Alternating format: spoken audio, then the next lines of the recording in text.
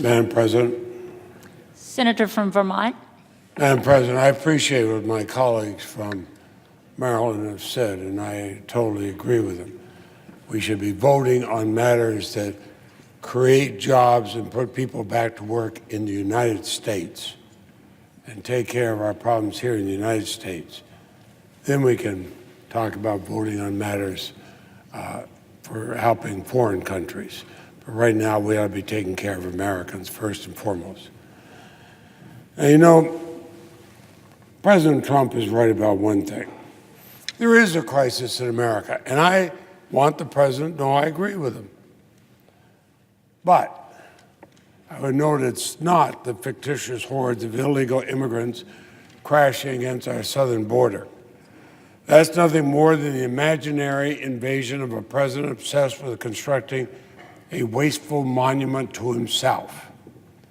The obsession of a president who, long before the Trump shutdown, began resorting to misinformation and stoking fear among the American people for political gain. There is a crisis in America, but it's not the crisis the president wants us to believe. It's a crisis at the kitchen table of Americans. Hundreds of thousands of American families are preparing to miss their first paycheck through no fault of their own. These families are trying to figure out how they're going to make ends meet, how they'll pay their mortgage or heating bills, or, God forbid, whether or not they can afford both food for their table and medicine for their children next week. That's a real choice. That's not fiction. That's a real choice in America today. That's the crisis in America. These are the adjustments President Trump has glibly said our country's public servants are, quote, willing to make on behalf of his wasteful border wall. Incidentally, a wall the president repeatedly promised, gave his word that Mexico would pay for it. You know, I've been privileged to be here for a long time. But in my 44 years in the United States Senate, I've never seen something so tone deaf from a president of the United States of either party. Even during his address to the nation on Tuesday night, which is more of an exercise in data-distorting demagoguery than informing the American people, President Trump refused to acknowledge the real pain the Trump shutdown is causing. But dozens of Vermonters have contacted my office to share how they're suffering under the Trump shutdown. These Vermonters are urging the president and my Republican colleagues here in the Senate to stop playing politics with their lives and reopen the federal government. These are not just people who are federal employees. These are people who have contracts with the federal government. These are people who have to rely on the federal government being open. I'll give you one example. Like many Americans affected by the Trump shutdown, one of the Vermonters who contacted my office is a veteran.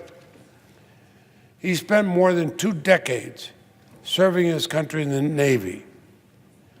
He's now a federal employee in charge of more than a dozen people who are going to him with questions he can't answer.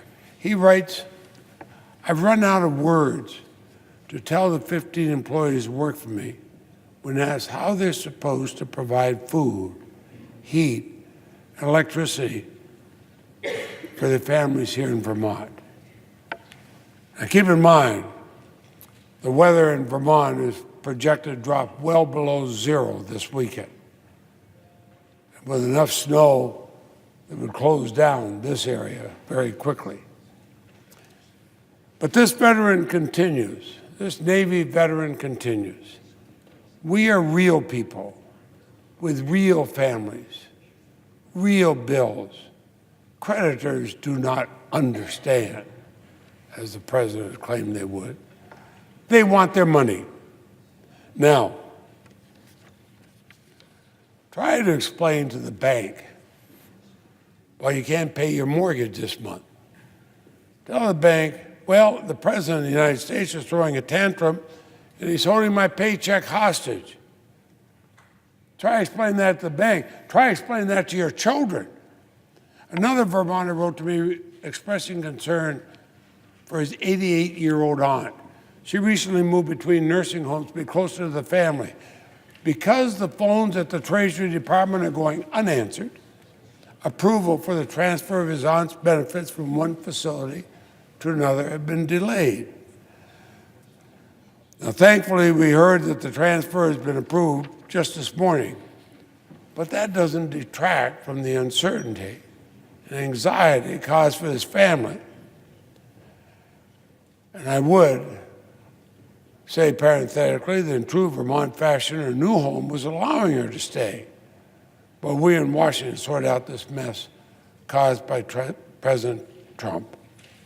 But the bills are piling up, and delays are placing a burden on what is a small, local nursing home that has to pay its bills, including when it's 5 below zero. And the Vermonter said in his letter, to be sure, we do not believe the capitulation to the Republican demand for the wall is the answer. Yet the toll on the people of holding the government hostage to such outrageous demands must not be ignored. And finally today, let me share the story of a Vermonter who wrote to me about her sister. Her sister joined the U.S. Forest Service. In the wake of the recent hurricanes and typhoons, she used a government credit card issued in her name, following orders to travel with the service to assist in the aftermath of these disasters. But now the bills for official travel she was ordered to take by the federal government are due. But guess what? There's no one at the Forest Service to pay them. She's now stuck with more than $5,500 in government bills in her name for carrying out her duties for the federal government. Now she has to pay them a risk damaging her own financial record. In her letter to me, she writes, this, though, is one very small story in a flood of credit disasters, unpaid mortgages, Christmas debts, anxieties, and uncertainties among government employees affected by the shutdown. I'm writing you to suggest that this kind of government shutdown should not be on the negotiation table because it holds out the possibility that the suffering of the American people can be used as political leverage. There are other ways, close quote. I agree. This is just a handful of stories from my small state of Vermont. But think of the fear and anxiety today of American families as they sit around their kitchen tables trying to figure out what to do when the check doesn't arrive tomorrow. Think about the impact this has on the talented young student who was thinking about taking a pay cut to work for their government out of a sense of duty. Think about the morale of the American people who serve this country when the President of the United States says glibly their livelihoods are worth risking over his border wall. And I say border wall on purpose. If this was about border security, then the men and women who protect our borders, who patrol our coastlines, would be receiving their paychecks, not forced to be pawns in the president's political game. Think of that. If this really was about border security, these people who protect us would be paid. But the great irony of the Trump shutdown is that it's made our borders less safe, not more safe. Today, 88% of the Department of Homeland Security, including 54,000 Customs and Border Patrol agents, are working without pay. At our airport, where the overwhelming majority of these suspected terrorists President Trump's wall is meant to stop are actually intercepted. Keep that in mind. He talks about all of these suspected terrorists not coming across the border there, they're at our airports. But so what's happened at our airports? More than 51,000 TSA agents at our airports are working without pay. Morale is so low that many just stop showing up for work. It's leading to longer wait times and straining security measures. Take another area. More than 42,000 members of our Coast Guard, and the Coast Guard is an effective investment in securing our borders and stopping the flow of drugs. 42,000 members of our Coast Guard are working without pay as I stand here today. Coast Guard that are deployed along the coast in the distinguished presiding officer's state, they're actually deployed in my state.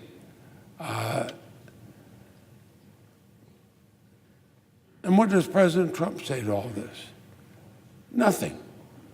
It's been widely reported that instead of sitting down negotiating with Democrats, President Trump simply stood up, walked out of the room like a bully yesterday, tweeting shortly afterward, bye-bye. Now, does anybody think he hadn't planned to do this before they even came down there? I mean, this is like what you do in so-called reality TV. Well, this is not reality TV, this is reality. Try to act presidential. There's a real crisis in our country. It's a crisis at the kitchen table as families struggle over how they'll make it through the next week. It's a crisis of morale as dedicated men and women who serve our country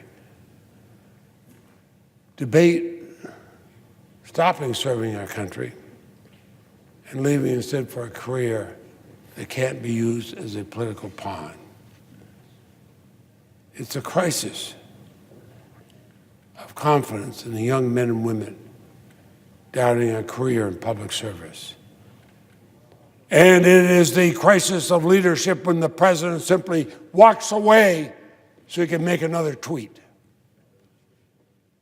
This is a crisis created by one man, President Trump. We have bipartisan bills before us that could reopen the government. We have passed them in this body before by an overwhelming, veto-proof majority.